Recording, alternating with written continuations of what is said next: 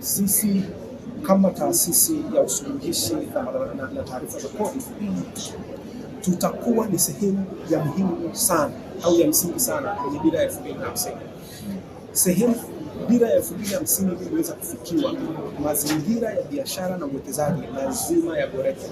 Tunaangalia uchumi wa nchi hii kukua angalau kwa wastani si chini ya 10% ili tuweze kufikia yale malengo ambayo tunaangalia ya dola trilioni 1.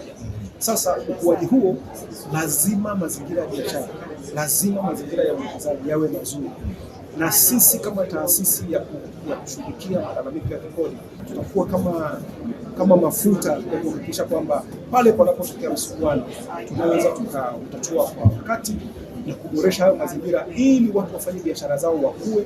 Mtu ambaye ana biashara ambayo ni ndogo kue iwe mara 2, iwe mara 3, iwe mara 4, wakati bila uoga na kuweza kulipa kodi yake kwa usahihi bila sababu ya kutumia nguvu nyingi sana kwa mhusika. Kwa miaka hii 2.5 tumeshashughulikia malalamiko takriban 593, na kama unavyofahamu kwamba ni taasisi mpya, bado kuna watu wengi hawajaitambua.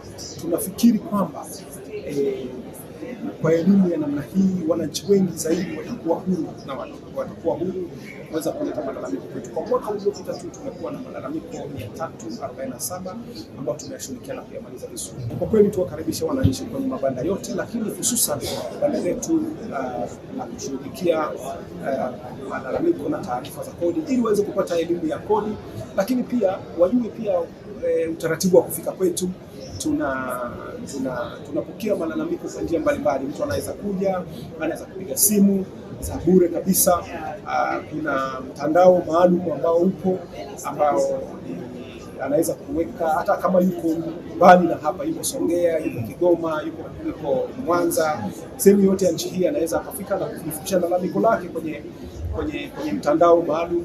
Lakini pia tuna application inaitwa Suluhu ya Kodi app, na ambayo mtu pia anaweza kuingia akaidownload kwenye simu yake kwa zile wenye simu janja akaweka malalamiko yake. Lakini vile vile sasa hivi tuko kwenye nania mwisho kabisa ya kutengeneza, tumeshatengeneza mfumo ambao wale ambao wana simu ambazo sio janja wanaweza pia wakafikisha malalamiko yake, kwa utaalamu wanaita ni USSD. Kwa hiyo hivi karibuni tutaweka wazi wale ambao wana simu ambazo sio simu janja, anafanya biashara yake, ana malalamiko, anaweza pia kuifikisha. Kwa hiyo tumejipanga kwa kweli kwa ajili ya kuwasikiliza wananchi na kutatua changamoto zao wanazokutana nazo kwa upande wa ulipaji kodi.